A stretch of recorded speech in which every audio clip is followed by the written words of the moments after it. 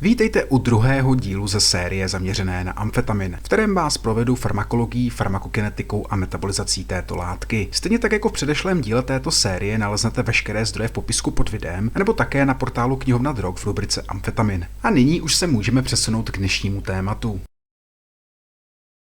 Takže tedy z farmakologického hlediska lze amfetamin kategorizovat jako inhibitor zpětného vychytávání a vypouštěč dopaminu, noradrenalinu a serotoninu. Tedy podobně jako extáze nám tato látka blokuje dopaminergní, noradrenergní a serotoninergní transportéry a zároveň způsobuje obrat jejich chodu, jenž vede k masivnímu výtoku zmíněných monoaminů. Oproti extázi má však amfetamin podstatně větší afinitu vůči dopaminergnímu a noradrenergnímu systému, a to v důsledku značné strukturální podobnosti se samotným dopaminem a noradrenalinem. Díky této skutečnosti jsou účinky amfetaminu predominantně centrálně a periferně stimulační, a tudíž postrádají psychedelické, empatogenní a entaktogenní kvality MDMA. Jak je však zmíněno na snímku, tak v dostatečně vysokých koncentracích v rámci centrální nervové soustavy je amfetamin schopen blokovat a obracet chod serotoninergních transportérů, což zapříčinuje následnou výplavu serotoninu, ovšem v podstatně menším měřítku, než je tomu u extáze. Z toho tedy vyplývá, že výsledné psychotropní účinky jsou primárně modulovány zvýšenou aktivitou dopaminergního a noradrenergního systému, a pak do podstatně menší míry i zvýšenou aktivitou systému serotoninergního.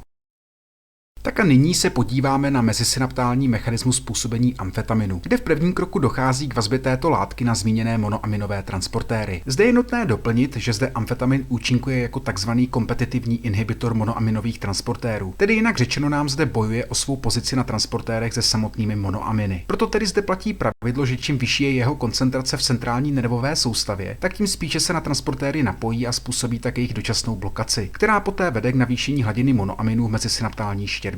Po samotném napojení se dále amfetamin dostává přes transportéry i do samotných presynaptálních neuronů. Nicméně značná část amfetaminu proniká do neuronu i v důsledku procesu pasivní difúze, při kterém dochází k průchodu látky biologickou membránou z oblastí s vysokou koncentrací do oblastí s koncentrací nízkou. V samotném neuronu nám poté amfetamin iniciuje celou řadu nitrobuněčných signalizačních kaskád, jenž mají za následek nekompetitivní blokaci transportérů a obrat jejich chodu, vedoucí k masivní výplavě monoaminů. No a výsledkem této akce je poté značné navýšení posynaptální aktivity monoaminových drah mozku.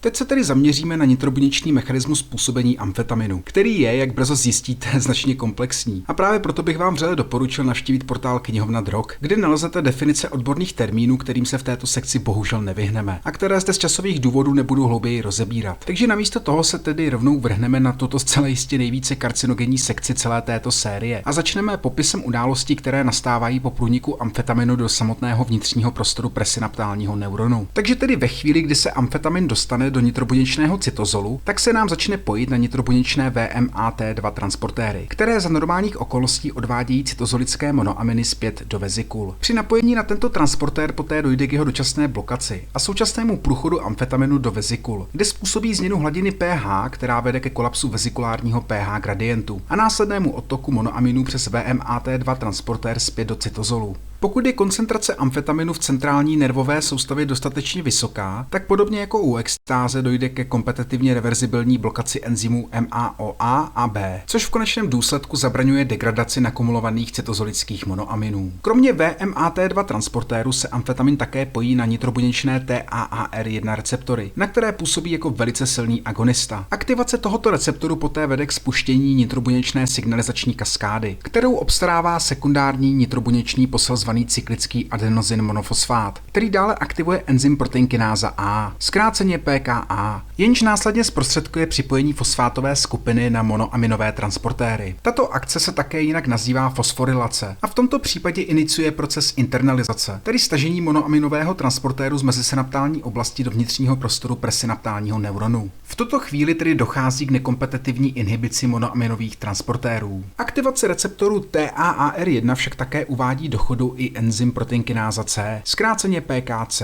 který znovu zapříčiní fosforilaci monoaminových transportérů, avšak v tomto případě dochází kromě internalizace i k obrácení chodu samotných transportérů. Kromě toho amfetamin také zvyšuje nitrobuněčnou hladinu vápníku, na který je tento enzym značně citlivý, což v konečném důsledku zvyšuje šanci, že dojde k jeho plné aktivaci. Na samotném procesu fosforilace, který vede k obratu chodu monoaminových transportérů, se také podílí i enzym CAMK2 alfa, který je podobně jako enzym PKC velice citlivý na zvýšenou hladinu nitrobuněčného vápníku. Na rozdíl od enzymu PKC je však tento enzym aktivován pouze zvýšením nitrobuněčné hladiny ionizovaného vápníku či nitrobuněčným proteinovým poslem kalmodulinem a nikoli současnou aktivací receptorů TAAR1. Výsledkem všech těchto mechanismů je poté obrácení chodu monoaminových transportérů a průtok nahromaděných cytozolických monoaminů do mezisynaptální štěrbiny, což v konečném důsledku vede k dříve zmíněnému navýšení postsynaptální aktivity.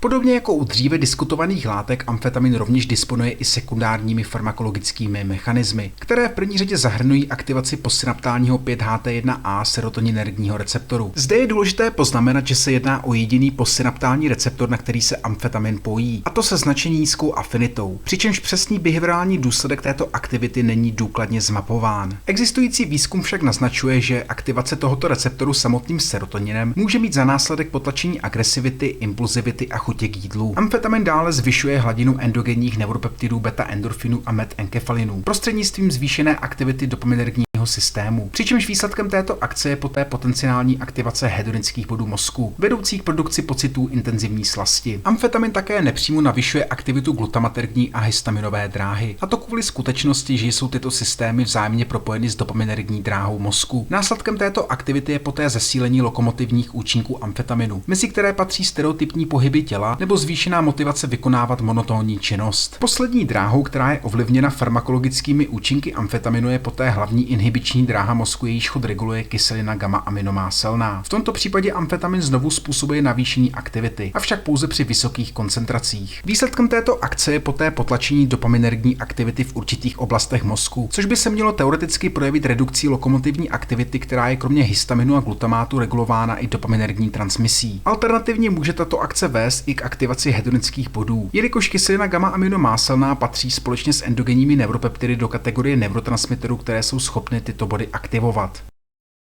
Předtím, než se přesuneme k farmakokinetice a metabolizaci, tak se v rychlosti podíváme na mechanismus účinků farmakologicky aktivních metabolitů amfetaminu. Takže tedy prvním farmakologicky aktivním metabolitem amfetaminu je parahydroxyamfetamin, který se od mateřské molekuly odlišuje pouze přidanou hydroxylovou skupinou na 4. pozici benzinového kruhu. Mechanismus účinku této látky je pak v důsledku velice podobné molekulární struktury téměř totožný s mechanismem účinku samotného amfetaminu. Tedy jedná se o blokátor monoaminových transportérů, který je zároveň agonistou TAAR1 receptorů způsobující výtok monoaminů. Nicméně ve srovnání s amfetaminem má tato látka větší preferenci vůči TAAR1 receptorům umístěných v noradrenergních neuronech. Díky této skutečnosti disponuje parahydroxyamfetamin převážně sympaticko-stimulačními účinky, které postrádají euforizující nádech amfetaminu. Výzkum provedený na hlodavcích také naznačil, že tento metabolit blokuje aktivitu MAOA enzymu, což v konečném důsledku navyšuje cytozolickou hladinu serotoninu a noradrenalinu. No a případná kumulace tohoto metabolitu v lidském těle přispívá k prodloužení centrálně periferních stimulačních účinků amfetaminu po odeznění účinků vrcholových. Zajímavostí je pak skutečnost, že je tato látka využívána v medicíně v podobě očních kapek, které po aplikaci způsobují rozšíření očních zorniček. Přičemž samotné využití této látky je omezeno převážně na diagnostické účely. Druhým farmakologicky aktivním metabolitem je poté PNH, neboli parahydroxynorefedrin, který disponuje hydroxylovou skupinou na 4. pozici benzinového kolečka a beta pozici aminového řetězce. Díky této molekulární struktuře není schopný tento metabolit penetrovat mozkovou bariéru a proto tedy disponuje pouze periferně sympatickými účinky, které vedou k zvýšené výplavě adrenalinu a noradrenalinu z nadledvinek. Zde je však nutné podotknout, že se zde bavíme o parahydroxynorefedrinu, který vzniká při metabolické konverzi mimo centrální nervovou soustavu, protože stopové množství, které vzniká při metabolické konverzi v mozku, už farmakologicky aktivní je. No a podobně jako v předchozím případě má tento metabolit podobný mechanismus účinku jako samotný amfetamin. S tím, že má však signifikantně větší preferenci se fixovat na TAAR1 receptory noradrenergních neuronů. Výsledkem čehož je znovu centrálně sympatická stimulace postrádající euforii. Posledním farmakologicky aktivním metabolitem je poté norefedrin, jenže substituován hydroxylovou skupinou na beta pozici aminového řetězce. Farmakologický profil této látky je pak znovu velice podobný předchozím metabolitům. A tudíž se znovu jedná o blokátor noradrenergních transportérů způsobující obrat jejich chodu, vedoucí k vypuštění noradrenalinu. Výsledkem této aktivity aktivity je znovu centrálně periferní stimulace postrádající výraznou euforii. A zajímavostí je pak skutečnost, že při dostatečně vysokých koncentracích dokáže norefedrin způsobit i výplavu dopaminu, avšak s přibližně 10krát nižší magnitudou nežli samotný amfetamin. No a podobně jako je tomu u předchozích dvou metabolitů, přispívá kumulace norefedrinu v těle k prodloužení reziduálních stimulačních účinků, které se dostavují po odeznění účinků vrcholových. Závěrem už jen doplním, že tato látka byla v medicíně historicky užívána jako dekongestant, vazokonstriktor a anorektikum. Nicméně kvůli relativně nízké efektivitě a vedlejším účinkům, které zahrnují extrémní zatížení kardiovaskulární soustavy, byl norefedrin postupně z trhu stažen a v dnešní době je jeho využití omezeno pouze na veterinární medicínu. Tímto jsme se tedy dostali k farmakokinetickému profilu amfetaminu. A hned takto na začátek tu máme míru vstřebatelnosti, kterou jsem sice krátce rozebral v předchozím díle, nicméně neuškodí, když si znovu připomeneme, že perorální podání disponuje 75% vstřebatelností, která je u obou dvou enantiomerů silně závislá na pH gastrointestinální soustavy. Průměrná délka vstřebané dávky se pak u orálního užití pohybuje v rozmezí 4 až 6 hodin a po vstupu do oběhové soustavy se přibližně 20% vstřebané dávky začne vázat na plazmatické bílkoviny, přičemž během 3 až 7 hodin dochází k vrcholové plazmatické koncentraci. Zde je nutné doplnit, že doba nástupu vrcholové plazmatické koncentrace je do určité míry variabilní a závislá na obsahu žaludku, což je ostatně patrné i na grafu po pravé straně, který znázorňuje délku nástupu maximální plazmatické koncentrace u obou dvou enantiomerů v případě užití nalačno a poté v případě, kdy je žaludek nasycen tučným jídlem, které v tomto případě prodlužuje celkovou délku vstřebatelnosti užité dávky a tím i dobu, po které se dostavuje maximální systémová plazmatická koncentrace. Pokud jde o samotnou systémovou distribuci, tak zbylých 80% vstřebané dávky je poté distribuován do valné většiny tkání lidského těla. Nicméně největší koncentrace je k nalezení v samotné centrální nervové soustavě. Vrcholová psychotropní odezva se poté dostavuje v rozmezí 1 až 3 hodin v případě užití orálního, zatímco v případě užití nitrožilního k ní dochází během 15 minut. Metabolická konverze amfetaminu pak probíhá jak v játrech a ledvinách, tak i v centrální a periferní nervové soustavě. Přičemž vylučování je zprostředkováno ledvinami, avšak stopové množství amfetaminu je také vylučováno potem. V případě orální administrace je amfetamin přibližně do 3 hodin od užití k nalezení v moči. Načež délka biologických poločasů rozpadu obou dvou enantiomerů je silně závislá na pH moči. No a za předpokladu, že pH moči dosahuje standardních hodnot, tak je přibližně 90% užité orální dávky vyloučeno z těla do 72 hodin od užití. Nyní tu tedy máme závěrečnou kapitolu dnešního dílu, a sice metabolizaci. A jako již tradičně se nejprve podíváme na biologické poločasy rozpadu enantiomerů. Takže tedy za předpokladu, že moč dotyčné osoby disponuje standardní hladinou pH, která má rozpětí 4,6 až 8 stupňů hladiny pH, tak se délka biologického poločasu rozpadu pohybuje v rozmezí 9 až 11 hodin u dextroamfetaminu a 11 až 14 hodin u levoamfetaminu. Pokud je však moč z nějakého důvodu nadměrně kyselá, tak se biologické poločasy rozpadu zkrátí přibližně na 7 hodin. A na druhou stranu, pokud je moč nadměrně alkalická, tak se tyto poločasy naopak prodlouží, a to klidně až na 34 hodin. V případě orálního užití je proces metabolické konverze primárně regulován jaterním komplexem cytochromem P450. Přičemž konkrétními enzymy podílejícími se na tomto procesu jsou CYP2D6, FMO3, CoA ligáza a gliad. Minoritní množství amfetaminu poté podléhá metabolické konverzi i v rámci ledvin, kde se do tohoto procesu zapojuje znovu enzym gliad. V případě, kdy je amfetamin administrován jiným nežli orálním způsobem, tak efektivně obchází metabolismus prvního průchodu, který je zprostředkován játry. A tak je tedy namísto toho metabolizován přímo v centrální a periferní nervové soustavě enzymem zvaným dopamin beta hydroxyláza, zkráceně DBH, a dále pak i zmíněným gliad enzymem v ledvinách. Zde je však důležité podotknout, že i v případě užití orálního dochází k minoritní metabolizaci enzymem DBH,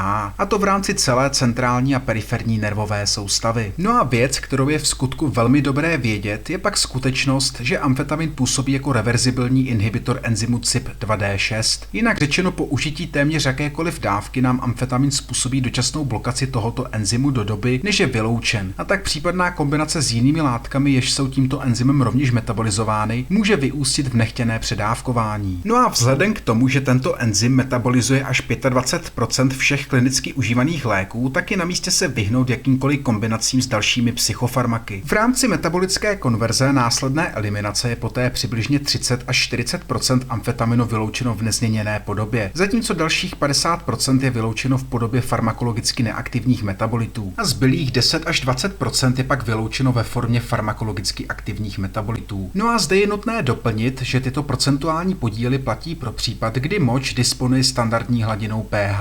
V případě, kdy moč dosahuje vysoce alkalických hodnot, tak je z těla vyloučeno méně amfetaminu a více metabolitů. A pokud je moč naopak nadměrně kyselá, tak je z těla vyloučeno více amfetaminu v nezměněné podobě a méně metabolitů. Závěrem už jen dodám, že ti, kteří disponují nižší expresí enzymu CYP2D6, se mohou připravit na pomalejší metabolizaci. Přičemž to samé platí i pro kombinaci s látkami, které blokují aktivitu tohoto enzymu. Tímto jsme se tedy úspěšně dostali na úplný závěr dnešního dílu a v příštím díle této série se podíváme na způsob užití a dávkování.